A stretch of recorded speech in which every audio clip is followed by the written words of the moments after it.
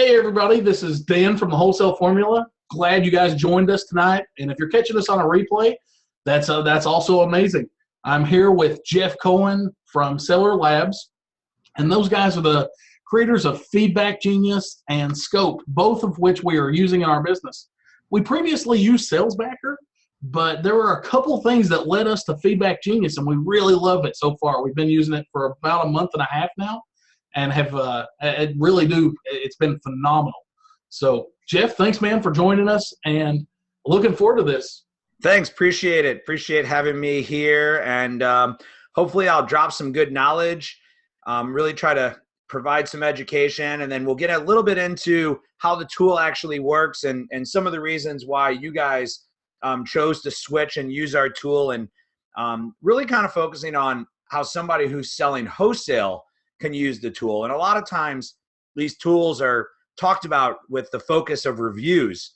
So we're going to kind of share, how a wholesaler can use this in for both feedback and for reviews, and really to help get more clients, right? So how can you use this information to get other people to want to have you be their premier wholesaler or their exclusive wholesaler? So if we're ready, we'll jump into it. Yeah, absolutely. Take off, man. Awesome. So for those that don't know me, you've probably lived in a bubble or haven't been to a trade show in the last year or two, but I do get around. I've been to about 15 trade shows last year, had a chance to speak to close to 10,000 Amazon sellers. And I've been in e-commerce for almost 14 years. My first website was called textbooks.com. It was in the retail website of college textbooks. And I'm currently on the executive team at Seller Labs. I've been a seller on Amazon since about 2014. Started off in kind of wholesale, doing a lot of retail arbitrage, buying books from a USPS auction, and doing some liquidation and closeouts. So I've transformed my business over time, probably more into private label than into the wholesale arena, but do work with a lot of wholesalers in helping them to learn their business. If you're not familiar with Seller Labs, we work with about 15,000 Amazon sellers. Our sellers did about $7 billion on the Amazon platform last year. And as I said, we all started as multi-million-dollar Amazon sellers. We did shutter the majority of our business back in 2014 when we went to strictly focus on building software. And as you can tell, we're kind of a real software team, right? So we have about 40 employees in the company developing our 4 softwares. So today we're going to really talk about like feedback versus reviews. And that's really the main thing, the main reason why you would use a tool like Feeback Genius. So, to keep it kind of really simple, feedback is going to help you win the buy box. So feedback is part of your seller rating. It's going to show, your star rating. If you're doing FBA, getting feedback is super easy, because any complaint is either going to be about the product and you can have it removed, or it's going to be about FBA and Amazon will take ownership for the mess up of any FBA order. If you're doing merchant fulfilled, or you're just doing, fulfillment on your own, merchant fulfilled prime, using the feedback is a great way for you to kind of validate how your systems and processes are working. And there's some functionality that we can show you to target messages to people that are most likely going to leave you positive seller feedback. The second real thing that you want to go for is reviews. And reviews are really going to help you with search rank. They're going to help drive your product. And where a lot of sellers who are doing wholesale stop and they don't think about this part of the business. They don't think about reviews and optimizing their listings and some of these other pieces of the equation. And a lot of times they don't think about it because they say, well, I'm just one of many sellers. But what my hope is today is that I'm going to convince you that these things are what can separate you from the rest of your competition and can help you not only grow your sales, but grow the sales of your merchants, which are things that you can take credit for and help you, get more merchants on board. So you really need to think of both, right? So let's start with feedback. Feedback is kind of really where we want to start, because it's really the easiest thing for you as a as a seller to get. This is just purely asking the customer to rate their buying experience. And your job as a seller is really simple. Your job as a seller is to ship the product that they requested in a time frame that meets Amazon's requirements. And that's it. That's your only requirement for seller feedback. And so as long as you list your product properly and you use FBA, you should get a 5-star feedback every time. Now, again, if you start shipping the products on your own, you might want to use some more advanced features like targeting things that are delivered within a certain number of days of being shipped, because that's going to help you kind of weed out the people who might not be happy. Because we all know the story of the person who orders the product from you. They thought they were going to get it in 2 days, but they didn't order it via Prime. It took 5 days, and all of a sudden you, as the seller, are being blamed for that. Feedback really has 3 purposes. One is improving your buy box percentage. 2 is providing good customer service to your customers. And we all know that that's Amazon's primary goal and primary function. And 3rd is identifying product problems. You really want to dig in and find out if there's a problem with your product. This is where I like to tell a story about 2 Amazon sellers. They're a husband and a wife. Their name's Mike and Brittany. And they've been selling on Amazon for a long time. And it was probably about like December of 2015. And they were selling some type of bar that needed to be dated. And so they dated all the bars, like an expiration date, and they mailed them into Amazon and they started selling them. And they were using Feeback Genius. And what happened was they started getting replies to their email, and they started getting notifications from their customers that their customers were buying products and all the products that they were buying were expired. Well, what happened was that it was now January of 2016. But when they tagged everything in December of 2015, they forgot to roll the dial on the year. And so everybody was getting product that said that it expired in January of 2015 instead of 2016. Therefore, it was making all the, it was making all the customers upset. And what they were able to do, because they got this notification immediately upon the first couple of orders that went out, they were able to actually pull all of their inventory from stock at Amazon, have it relabeled, and put back up. If they hadn't have caught this problem, there was a really good chance their account would have gotten suspended or something, of that nature, because they weren't doing things that were correct, but they really didn't do anything that was wrong. So you have to think about messaging your customers as a way to identify problems before the problems become something bigger. Maybe somebody buys something for you and they don't believe that it's authentic. If you message them at the time of delivery, you give them a chance to actually message you directly and ask you about that product and allow you to address their concern before they take their concern to Amazon. So when it comes to feedback, I really like to say that there's your feedback count and your feedback recency. And so Amazon looks at feedback in a rolling 365. So when you look inside your Seller Central account, you're going to see your feedback, you're going to see your lifetime, your 365, and then you're going to see some breakdowns of the last month, the last 2 months, the last 3 months. Amazon is looking at that total count, and then they're looking at the recency. And recency has really become more important in the Amazon algorithm. And so a lot of sellers stopped soliciting feedback because they feel like they've got a count that's high enough and not something that they need to be worrying about anymore. But what happens is by stopping that, you stop telling Amazon that you are a good seller. And what you want to be doing is constantly reminding Amazon that you're a good seller. And that's why recency really is important, because Amazon is looking at kind of a what have you done for me lately?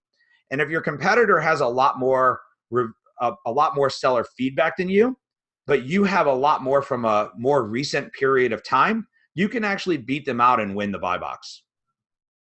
Okay, so that's seller feedback, why it's important and what it can do for you. let's jump into reviews. And this is where it gets a little bit hairy because, a lot of people don't really know what they can and can't do with reviews anymore. And Amazon's made a lot of changes to the review system. So let's kind of look at, what does Amazon say about reviews? Well, the first thing that they say is that you, as a seller, you're allowed to ask a buyer for a review. The big thing is that you can't do anything to manipulate or incentivize that review. So you're allowed to ask for a product review. You're just not allowed to give an incentive for that review to be given. And so I like to kind of, always start with what not to do, right? And so this is right from Amazon's Seller Central page telling you what you should not be doing. And we're going to get into some of this, but the one that I want you to pay special attention to is the one that says you may not only ask for positive reviews. This is actually something that has been part of Amazon's terms of service for a long period of time, but it's something that they've been more recently cracking down on. And I'm going to kind of explain it a little bit as we get into this. If you've been using a system like Feeback Genius for a long period of time, then you actually may want to go back into your system and re-look at your emails and make sure that they're still compliant based on some of the changes that have taken place at Amazon. Okay, so the reason why a review is important is that it ties search to satisfaction. If you look at a customer's journey, and this is really how Amazon looks at things, a customer comes to Amazon and they enter in some type of search term. We like to use apple slicer. So they come in and they say, I want a large apple slicer. Now, they're going to get a set of ads based on a large apple slicer. A set of products. When they look at that set of products, they're going to pick the product that they want, potentially or most likely buy a product. When they leave a review, that creates a complete circle in Amazon's eyes. So it's taking the keyword, large apple slicer, it's connecting it to a product, it's connecting that product to a purchase, and that purchase to a satisfied customer. And that's what Amazon wants to see. They want to see that complete cycle. And so if you're able to actually get 5-star reviews for your product, whether you're a reseller of the product or you're the brand owner of the product, what you're telling Amazon is that the customer came looking for a particular thing, they bought the thing, and the thing was exactly what they wanted. And that is what's going to help improve your search rank and ultimately improve your product sales. So in short, reviews equal social proof. It tells Amazon that the customer got what they wanted. Now, this is a quote that I got from a conference that I spoke at in China. And if you're not familiar with Anchor, you probably haven't bought an electronic product in the last year. Anchor is the largest third-party seller on Amazon. They do roughly $400 million a year. And what they say about their products is that reviews are critical to the private label process and that all of your products should start and end with the customer's needs. And the reviews are what tell you that. So based on what we learned from other sellers, this is how you go and provide value back to your customers. You can take the reviews that are in this Feeback Genius system, and you can use this to help your manufacturers develop better products. You can find problems that they have with their products and help them inform their customers. You can give them ideas for expanding the brand, and ultimately you're improving their sales. Now, this is all really important because you as a seller need to understand that when you're creating a relationship with a wholesale supplier, you need to do more than the other guy, right? That's what the wholesale formula is teaching you. How do you give more so that they want to do business with you and not a bunch of other people? And so this is really where you can differentiate yourself by collecting reviews, by analyzing the reviews, and by sharing them.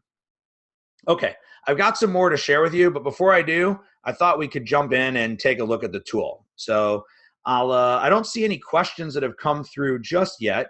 So I will jump over here and we'll look at the tool. Hey Jeff, I got the I got questions coming in on the Q&A side, but we can just take them at the Awesome. Yeah, well, I could take a couple minutes and answer some questions, and then we'll jump back in. Two of the questions are relating to what platforms does Feedback Genius work with? Does it work with, for example, Shopify or eBay? Yeah, so Feedback Genius is going to be strictly for the Amazon platform, but it is all of Amazon US, Canada, Mexico, Europe, the whole EU, UK.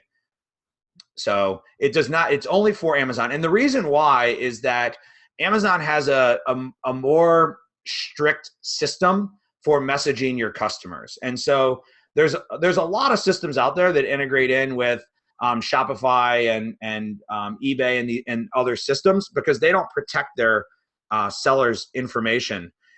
Most of those systems actually don't tie into Amazon. And the reason why they don't tie into Amazon is because the only way to message within Amazon is to use what's called the buyer-seller messaging system. And so our system ties in directly to the buyer-seller messaging system and follows and uses the APIs provided to us, thus making it, something that is compliant with Amazon and their rules. Because Amazon doesn't want you just downloading the information and messaging your customers directly, and therefore they put everything kind of behind a firewall for protection. All right, and then the next question is, because of recent Amazon policy changes, does this method still work without breaking Amazon's terms of service? Yeah, that's a great question. I was going to get into that at the end, but I'll jump into it now. So thank you for that question. I'm guessing that's Dwight, right? Yep. I would say let's fill everybody in who's like, I don't even know what that means. So Amazon made a change about a month ago. And a lot of people don't understand what that change is. All Amazon did was give buyers the opportunity to opt out of messages. And so if you're a seller and you were using a system like ours, you probably started getting a bunch of emails from Amazon, and those emails were kind of scary, right? I've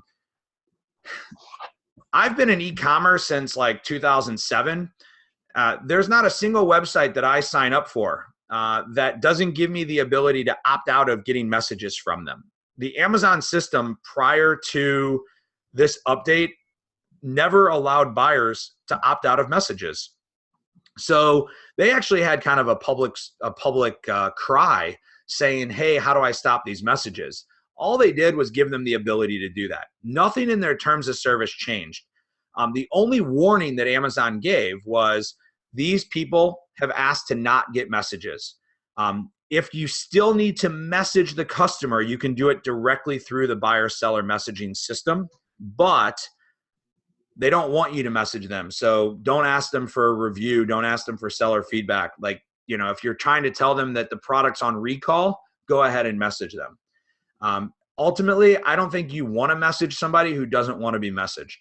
So to me, the whole blacklist is a good thing.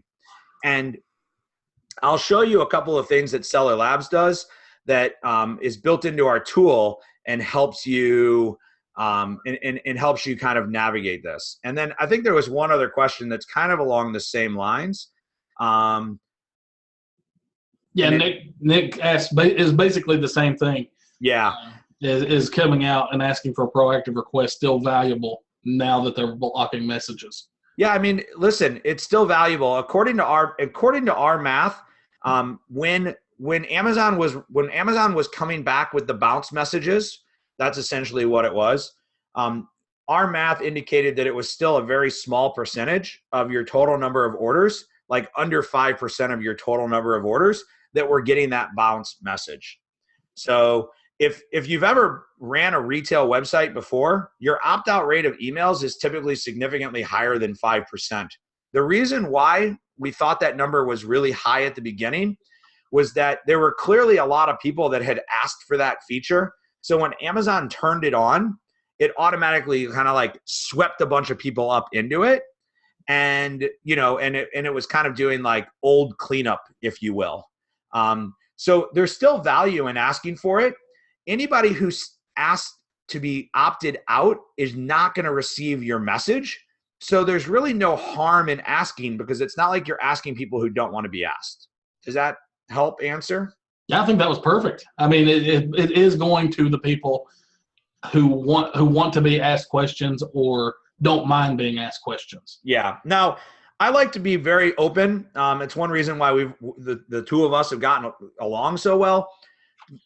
These are my opinions, and Amazon made it very clear to say that third-party providers are the any third-party system that you use is the responsibility of you as a seller. So you guys are asking really good questions, and you really need to understand Amazon's policies and be asking these questions, and make sure that you're working with a supplier that's comfortable answering them and that you're comfortable with the answers that they're giving.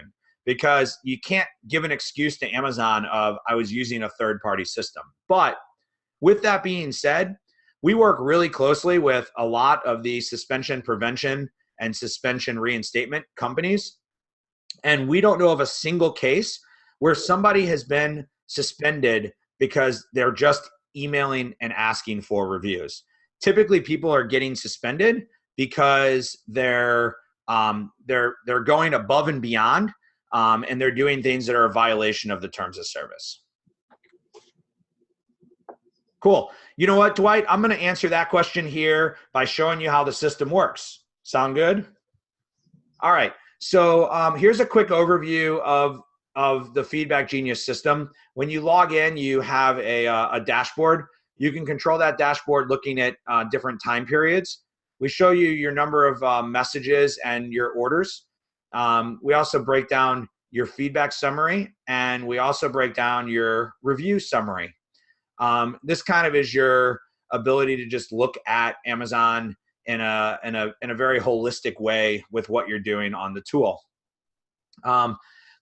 This is really where everything kind of starts and ends within the system, and it's your messaging center. And this is really where I think Dan and Eric and the group really liked Feeback Genius. I think the issue, if I remember correctly, the issue that you guys had was that you were about to add a lot of ASINs to your product list, and you didn't want to have to go through and create messages for every one of those ASINs. Correct. Like that was it. I mean, that was the exact problem we had.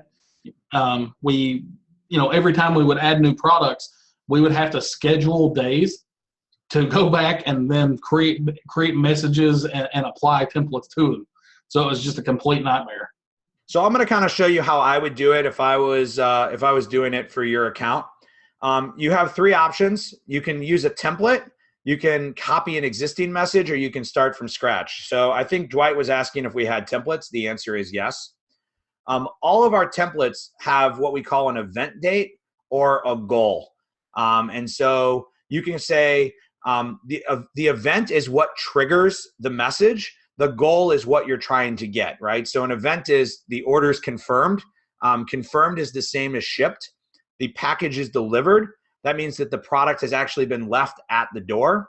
One thing that sets us apart from other systems is that we integrate in with USPS. So when we say delivered, we actually know the product's been delivered. And then if positive feedback is left. And then the goals are customer service, product reviews, or seller feedback. So we may want to start with an event where the product's been delivered and we're looking for customer service, or we're looking for seller feedback. So these are my base templates that I can use. So I'm going to choose this one. It's giving me kind of a little bit of information about this. I'm going to use the template, and now I can name it. You see here where it says product name has been delivered. This is using what we call our variable system. And so I can put any of these variables. I have buyer variables, order variables, shipping variables, or link variables that I can put into my system. So this is what we were just talking about. I can create one and have it actually work for everything within my system. So this is some basic text. It's saying like the available tracking information shows that your item has been delivered. Amazon asked that you rate my service based on so I'm kind of telling them how to rate the service. I'm telling them that I'd like them to to rate me. I'm telling them that if they have a problem to contact me, and then I'm asking for feedback. So I could be really simple and just leave it like this, or I could go in here and I could use links and photos and files and all this stuff to kind of gussy up and make my email look better. When I come to this page, this is where I think our system really gets set apart. And so I have the ability, now remember, I'm doing this based on delivery. So if I do this message based on immediate delivery, that means it could be any time from the minute the package is dropped at the door to maybe a couple of hours later. The other option that's great if you're doing fulfillment on your own is only if the delivery takes less than. So I can actually use this filter and say, I only want to send messages to people if the delivery took less than 3 days. And this is a great feature because if you're doing merchant fulfilled and you're sending it from New York to California, you might not want to message people that are taking 5 or 6 days to get the message. We have the ability to, what we do, include orders from the past. This allows you to kind of do some catch up. Then if you want to get into some of the advanced stuff, you can start filtering based on the SKU or the ASIN. And then we have, ASIN is not. We do it based on shipping. So if you only want to send messages FBA, or you only want to send messages that are merchant fulfilled, you can do that. You can do it based on condition. So if you want to only target your new products, if you've got used. Some of this is more for private label. If you're using discounts, you can not send an email. This is a great feature that we just added. Skip if the buyer has initiated a return. So if the buyer's already initiated a return, then I can turn that off. And then we have just added this one that's ignore global blacklist, meaning that if a customer does not wish to get a message, you don't want to send it to them. So that's kind of our advanced features that are within there. And now you see the messages here. So, all right, let's see here. Are these templates Amazon TOS compliant? So we follow all of Amazon's terms of service for how messages go into their system and how HTML is used. And we are very conservative in the language that we use. Dwight, you are always one step ahead of me. So I'm going to show you the analytics for the different. So I don't have analytics on the template. The reason why is that everybody uses the templates in a different way. So it's hard to say whether one message does better than another because everybody starts to change their messages once they put them in their own system. So you really have to look at those as kind of a starting point. I do want to point out that being able to send the message based on delivery has been huge. Like we were using a different software and it was time-based. So it was just like send after 3 days. And then we kept getting all these angry responses where people would be like, no, man, I've not even received my package yet. Like, and it's one of those things where I felt like that encouraged a high number of negative feedback, even though it gives us something to reply to and keep our response time down. But still, you're kind of rubbing salt in the wound because the product hasn't actually arrived. So we did a study. And we found that 60% of orders are delivered either plus or minus 1 day of the actual delivery. I'm sorry, of the estimated delivery. And so it's actually a high number of orders. And Amazon does deliver a lot of their orders early, and they do deliver a few of them late. So Amazon's estimated delivery is kind of how long they think it'll take. And by using actual delivery, that is the byproduct of what you get. And I think I kind of gave you a heads up that you would see that as an extra benefit, even though that wasn't the exact goal you guys were going for when you first started. Yeah, I mean, it's absolutely been awesome though. It's cut down on our angry customer interaction by a ton, which is great. That's a new rating, angry customer reaction rating. Right. Like, I mean, that's, we love responding to customers and I love heading off problems, which is, one of the benefits of using a software like this. But I hate only answering super angry emails. And it's like, I was getting so many, but we ship a lot of orders. So we would probably get 4 or 5 of those a day where it was, no, seriously, man, I haven't even received my package yet. Like, what are you going to do about this? And it's like, you send them the same templated response, but it's still just, it's more customer service to deal with. Yeah. Right. And our competitors will tell you, oh, well, just send your message 3 days after delivery instead of 2. But wouldn't you rather send your message when you actually know they've got it? Your job is to deliver their product on time. This is a funny story. We actually had a product that got delivered, and like while the doorbell was being rang, she checked her email and she got a notification that says your product has been delivered. And she went and opened up the door, and the UPS driver was standing there. And I went to my programmer, and I was like, "Hey, dude, is that how it really works? Like, can I actually say that that's how it works?" And he goes, "No, because the drivers don't always update their information with the system. So it just happened that the driver updated their information, and we happened to hit the system." And the driver was, I mean, it was really funny. I was like, I wish a video camera was there because that's how I'd love to promote it. But that's not the case every time. But that's the sense of kind of how it works. Absolutely. Yeah. So yeah, Dave's saying he wouldn't have lost his merchant fulfilled in the first place if he had that feature. And yeah, I mean, that's a lot of what you're going for here is kind of like, find out about problems before they exist, communicate with customers before they have an issue, and kind of, keep these things from happening. Let me show you, I think a question was asked about analytics.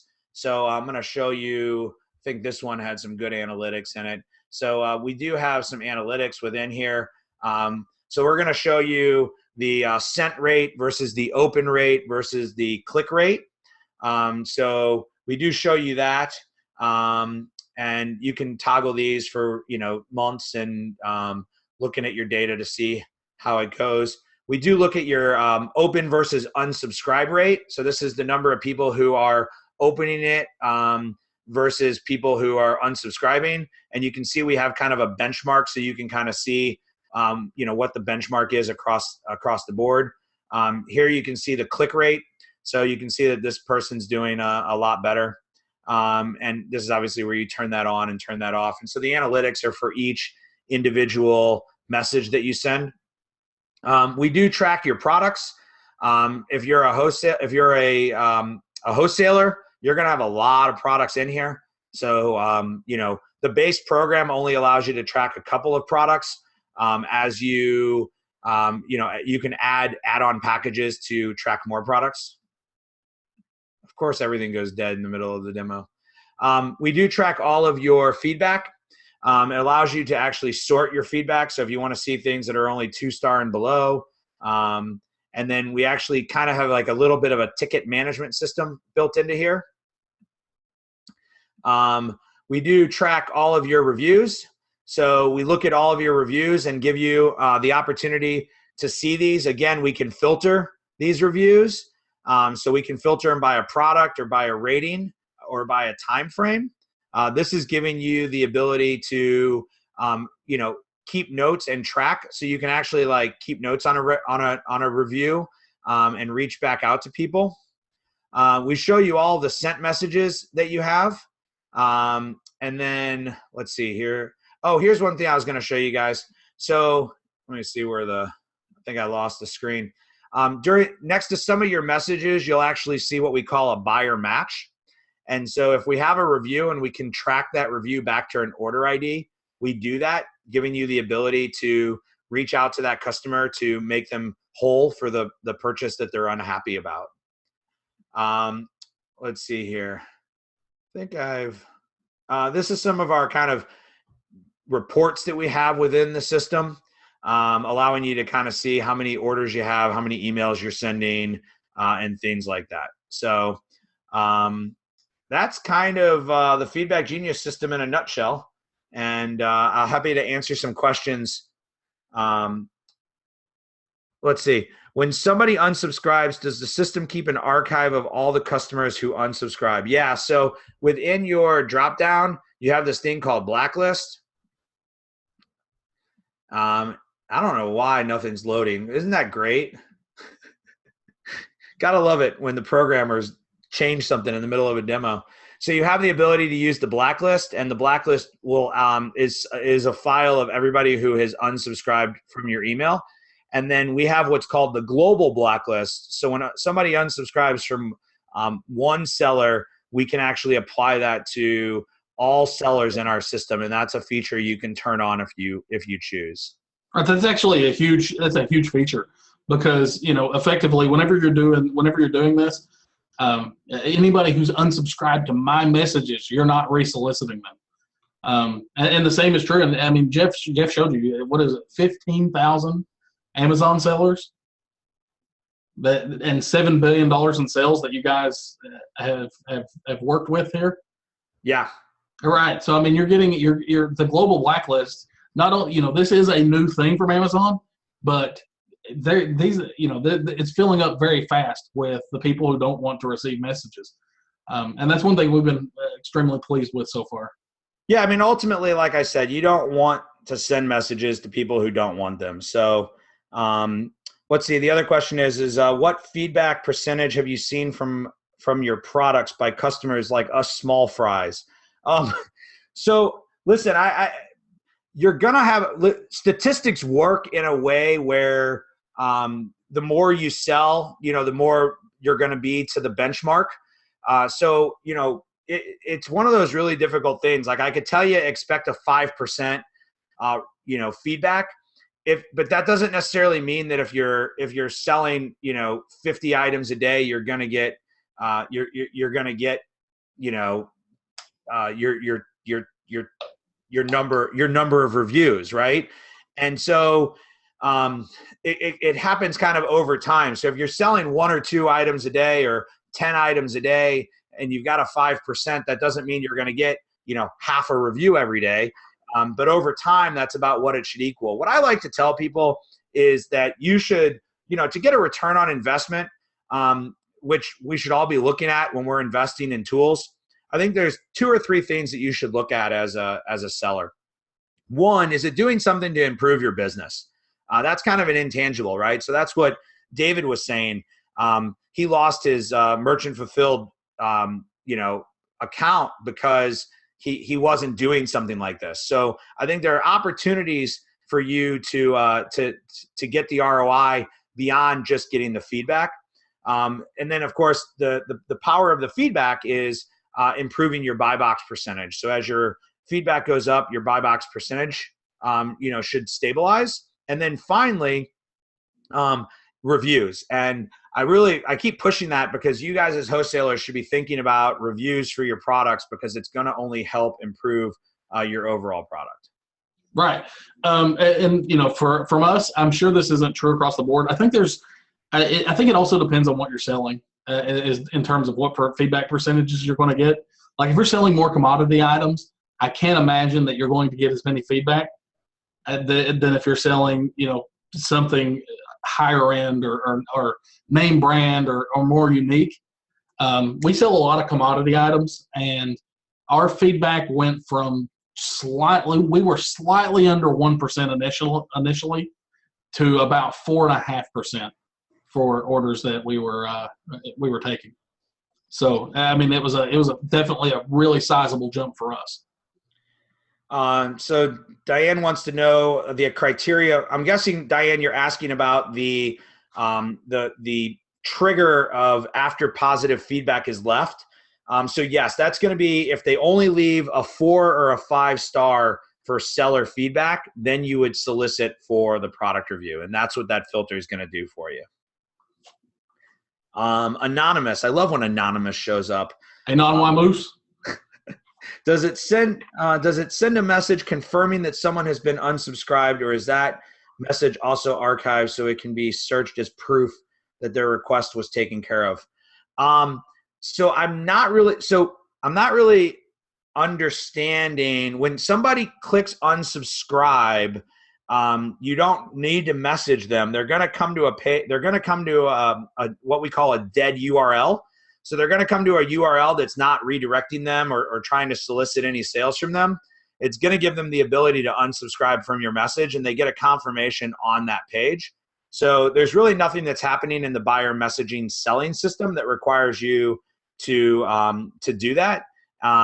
So I don't know what type of proof that you need within that. I've never been asked that before, but maybe if you want to give some more information, I'd be happy to give a better answer. Cool. If there's no more questions, I'll jump back into the rest of the presentation, and then I'd be happy to answer the ending the questions here at the end. All right. Cool. We'll wrap up here and get everybody, back to dinner. So just to remind you, you can still ask for reviews. Some of the changes Amazon has made is that they do not want you to only ask for positive reviews. So this is using language such as, if this was a 5-star experience, please leave a review. That's the type of language that Amazon does not want you doing anymore. You cannot give shoppers suggestions. So you can't say, here's a previous review that's been left about my product. Please consider writing a review for me. That is not allowed. You cannot spam shoppers. So Amazon is kind of vague in this rule as to how many emails you can send. The way that I describe it is your job is to enhance the customer experience. So if your message is improving the customer experience, then you're not spamming shoppers. If you're just sending message after message after message, think about it this way. Think about some of the product launches that happen and how many messages you get. And, are you getting value from that? And a lot of times you do get value. And think about how many messages you read from Amazon sellers, right? Are you getting value from those? If you're not getting value, neither is your customer. And so that's what you want to do, is you want to give value. Don't ask family, friends, employees, anybody to write a review for products that you're selling. That'll get your ASIN in trouble. Stay away from what we call 5-star language. So I just kind of explained that. And then also stay away from what's called if-then language. So that would be like, if this was a positive experience, then write me a review. If you had a problem, then contact customer service. You want to stay away from that. Offer great customer service. This is kind of what I always end with. Your job is an extension of the brands that you're representing, whether you're private label or whether you're wholesale. And so you want to extend that brand into your message. You want to enhance the buying experience, and you want to offer great customer service. That's what sets you apart as a seller. That's what's going to set your brand apart as a product. And that's what's going to set you apart when you walk into your next wholesale account and you say, hey, look, here's what I was able to do for the last account that I worked for. I was able to, improve their product. I was able to improve the number of people buying their product. I was able to increase their search rank, and I was able to provide a better customer experience to the people who bought. And then you're different. Then you're not just doing what everybody else is doing. And that's what suppliers want to see when they're selecting a partner to do business with. So I thank you guys for joining me today. I do have a couple of kind of special promos for the community. These are, I'm not going to give you a hard sales pitch. These are kind of always open and available to you guys whenever you're ready. We'll be at the conference if you're attending the conference, and would love to, answer your questions, and you're always welcome to reach out to us directly. So thanks again, guys, for having me on, and hopefully this was a valuable experience. Yeah, absolutely, man. I think you made some really great points in there with the biggest benefit we've found from using these types of systems is being able to prevent problems, like being able to prevent whenever, and this has been fantastic. Like if we ship a product and the customer says, I received the wrong product, that lets us react immediately. And one of the things, whenever that happens, one of the things in our SOPs with our virtual assistants is immediately shut that listing and pass it on to our buying team so they can cross-reference invoices to make sure there wasn't a problem. And without that kind of interaction and customer interaction, I feel like that's where a lot of people do get suspended, is they're not getting that type of interaction and they're not taking action on it. So I feel like that's a very underlooked or overlooked benefit of this, and maybe one of the biggest benefits for us is it prevents us, because we ship a lot of products and occasionally there are mistakes, but it lets us correct those mistakes with minimal damage because we're talking to our customers. And for us, we definitely suggest always providing huge value for vendors and being able to offer them real life honest reviews. Like, we're not asking for positive reviews. We're not asking for things like that. We're asking for real reviews, and people leave them more when you ask. And that provides huge value for these brands. Even if it's a negative review, like if you see a trend of negative reviews and you're able to address those with the manufacturer and be like, hey, is this a problem? This is some of the feedback we're getting. That's valuable. And that's what, we're not promising. Whenever we're talking to companies, we don't promise to be, hey guys, we're going to be able to get you a ton of 5-star reviews. We're going to promise to get them more reviews and share those reviews with them, because it's going to help them improve their packaging, their product, or anything like that. So being able to do that adds huge value to your vendors, and those are the primary reasons that we're using the system, and it's been absolutely phenomenal for us. So Joe had a question, and I think it's really, I think the question is do I need to set up a message for each new product, or can the software automatically assign a template? And so, Joe, that's exactly why Dan and Eric and Dylan chose to move over to Feeback Genius, because that was the problem that they had with their last system. And that's exactly how our system is set up. So what you do is you set up one main template with a variable with the product information. And so it's, if you kind of think, if you're old like me, you probably are used to using mail merge. I don't know what people use anymore, but I haven't had a desk job like that in a long time. But it's kind of like a mail merge, right? That's what we're doing, is setting up emails based on variables. And Joe, what I typically recommend, and this is what I recommended to Dan and Eric, was start with a generic set of emails that are using variables to send out the information. If you have rock star products, then go and start making emails specific to those products. But at the beginning, you just want to be able to throw a whole bunch of new products into Amazon and have your system continue to work.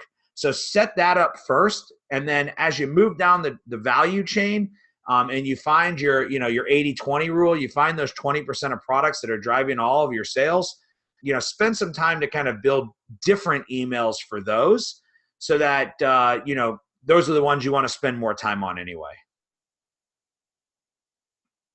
Yeah, absolutely. And it's for what it's worth, that feature alone saved so many hours. Like we literally had to, we were applying these every single week. We were having somebody go in and manually apply these, and being able to set it up as an exception is really big, because with let's say that I'm talking to a specific manufacturer or vendor and I talk to them about their reviews, I'm able to immediately set that up or make a note to set that up for our virtual assistants as an exception, and they can go in and apply that as the exception and send a specific email to that product, as opposed to the more general sequence. Great. So let's see. This is a message that I actually received from a seller for an item I purchased on Amazon. Please critique if it meets TOS. Okay, well, you're going to put me on the spot. Okay. Can everybody read the Q&A, or do I need to read this whole thing? I actually don't know. Somebody post in chat and tell me if you can see the Q&A, so I don't have to. No, you can't. Okay. Okay. So, oh wait, yes I can. No, I can't. All right. Well, some people can and some people can't. So the first thing that I see wrong. Okay, we can see it. You have to scroll down. All right. So the first thing, unless your name is Buddy, or you change that, because you are anonymous, so maybe you are Buddy, I would always address them by their dear name. So thank you for support to us. And also we are appreciative you choose item from our store. Okay. So they obviously aren't English. We are lettering to ask whether you are satisfied with our bath brush. All right. Here we They could have definitely used your templates, man.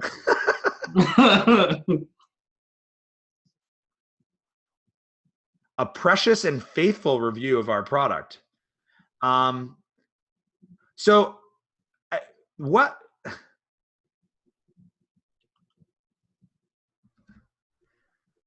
I think this is just a very poorly worded email, and most people would just delete it because it's not written in good English and it's not.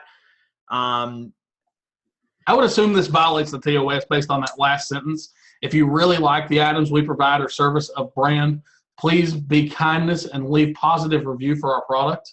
Yeah, I mean that's definitely the one line. That's definitely the one line that I would soften. You know, would this get you violated? Listen, like, would this get you a TOS violation if this was the only thing that you're doing? Most likely not.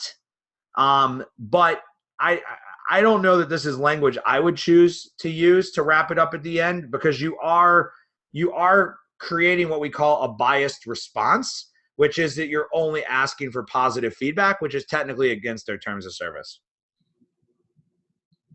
Right. I mean, that's kind of the way I read it too. I wouldn't send that message. Yeah, and ultimately, like, if you don't speak English, if you're not from the U.S., this isn't a knock on you, but hire somebody in the U.S. to write your messages. Absolutely. And then we had Dwight for one more question. So I can leverage Feeback Genius to help wholesalers. Yeah, I mean, I think that's kind of what I think we're both kind of trying to share that, like, the value of a wholesale, you need to bring value to your wholesale relationship. If you want to get exclusivity, or you want to get, partial exclusivity, you got to show that you're doing something above and beyond what other people are doing. Right. I mean, this is, part of the relationship we're trying to develop is we're trying to best optimize their product in that channel. And if feedback or questions are rolling in now, but if feedback and or reviews will help that process, absolutely. If it's something somebody needs, think of it in this regard. If you're working with a brand and they don't or haven't done these things to optimize their product and get great reviews, then this will help them. This will help their product. It will help their product.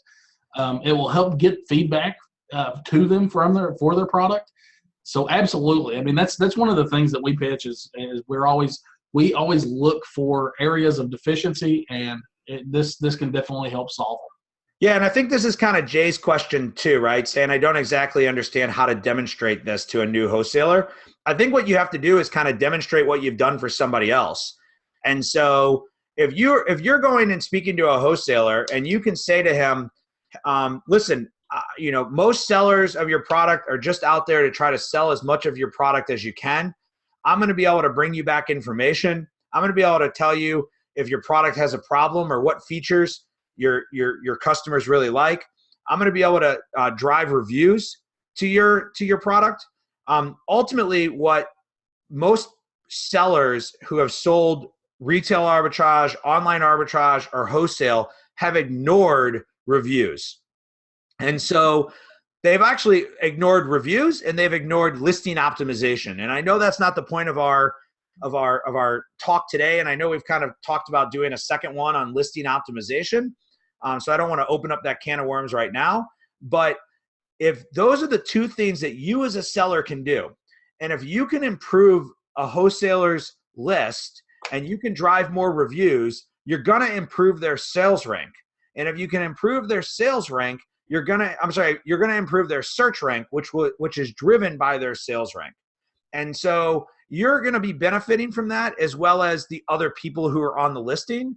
So if you're one of 5, you're only getting that 20% bump, but you're bringing that to the seller, to the wholesaler, and you're able to say to him, look, this was your listing before, and here's what I did.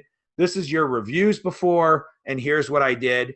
And, by showing a new wholesaler something you've done for somebody in the past, it's going to, at least at the very very least, it's going to make you sound different than the other people who are calling them and saying, hey, I want to sell your products on Amazon. Can you just send me a case? And that's what you have to do, is you got to find ways to sound different, be different, and do things that other people aren't doing. Add value. Yeah, I mean, much of the same sentiment from you. But one of the things is, even if this is a new account for you and you haven't done this and don't have it, one of the things that I feel like you can do is you can point out that their reviews are a problem. Like that, it's just, you can show them this product in comparison to a competitive product and say, look, your product has 40 reviews. This product has 250 reviews. Like, do you understand what reviews do? And you can explain that reviews help provide social proof for the product. And that drives, that helps to drive conversion. It also helps to drive traffic. But once you're able to establish that they see that deficiency, the product, you as the solution is already, it's already in their mind. Like you've shown them the problem, you've told them about the solution, and who else are they going to look to provide that solution other than the person that's talking to them and brought it up to them? So it's, bringing these kinds of things up is really easy. And a lot of people worry about that, but it's not, it honestly isn't rocket science. It's more of being the person that talks to them about the issue and makes them aware of it. Awesome. Advice for increasing feedback rate. I guess if I'm going to give one piece of advice, everything starts with the subject. Everything starts with the subject of your email. If you can get more people to open your email, you're going to get more people to click on your email. So if you're going to really focus on kind of optimizing one part to start, that's what you need to do. Because if you don't have people open the email, you'll never get them to give you feedback. So I'll kind of keep it simple. And I guess if I'm going to add a second part of that is be genuine in your message, right? So again, think about all the emails that you get on a daily basis and the number that you get from Amazon when you buy products. How are you going to stand out? How are you going to give value? How are you going to enhance the experience to make somebody want to open the email and take action? That's your job. I mean, I think that was great advice, and definitely a good one to close on. I want to thank you, Jeff, for coming on and sharing this, man, and absolutely feel like you've delivered a lot of value and kind of shown people not only what Feeback Genius is about, but some of the actual uses and how people can get use and value out of this program.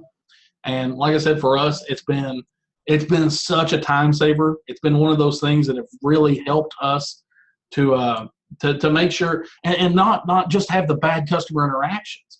Like, that's another thing that's just been absolutely phenomenal from this.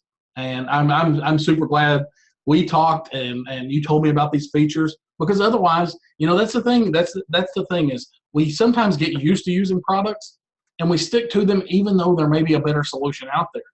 And Jeff was just telling me about this, and it was like, wow, you've actually brought up two huge problems for us. And when I was on the phone, it was funny. Like Jeff was still telling me about some of the great and awesome features, and I was like, no, man, I'm already sold. Like I'm already making the switch. I'll be a customer by the end of the day.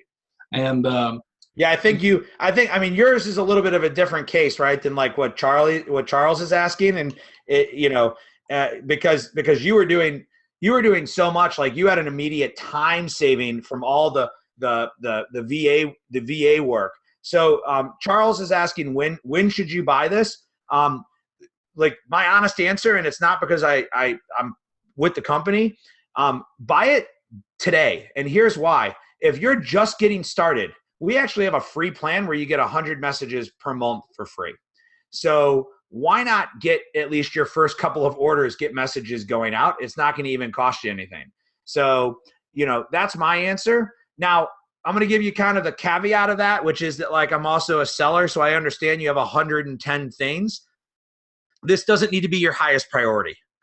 So as a new seller, you've got kind of some other priorities, but I would make sure it's on your list.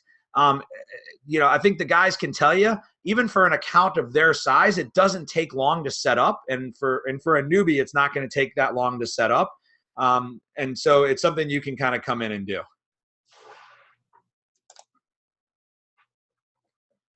All right. You want me to answer this last question? Yeah, let's take this last one.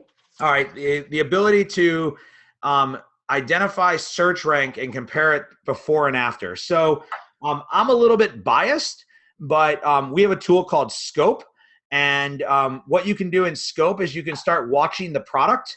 And when you start watching the product, it'll actually start collecting the history of their sales rank. And it'll actually start showing you what keywords that is ranking for. So you'll actually be able to show them over a history of time how many people what their search rank has done. So it'll track that, and then it'll also show you how many keywords you can do. So that's that. I'm obviously biased. There are some other tools in the marketplace, but that's the one I'm obviously biased towards. I mean, we've been using Scope, and our buying team has absolutely loved it. Like, they swear by it. I mean, they use Scope every single day now. Yeah. And it's not just, like Jeff said, it not only lets us track products that we're already on to show the progress, but it also lets us look for, more deficiencies and things like that let us approach more vendors and manufacturers about improvements we can make to their listing and stuff. Yeah, that's we can do a whole just webinar on that, where we can walk everybody through exactly what to do and how to do that. And hopefully you guys got some good value out of today. I appreciate you guys sticking around and listening. And, please give me some feedback in the Q&A or in the chat. If this presentation was worth your time, if this is a tool you'd like to check out. So I like to get feedback. I like the good and the bad, right? So I don't only look for the 5-star. I look for ways to improve myself. And I appreciate you guys having me on. So thank you. All right. Thanks a lot, Jeff. I appreciate it. And we'll get this replay up, because I know I actually got a few messages while you were on here saying that a few people couldn't make it. And I think the information you gave was absolutely phenomenal, man. I truly appreciate all you do for the community. Thanks. Appreciate it. Thanks, guys.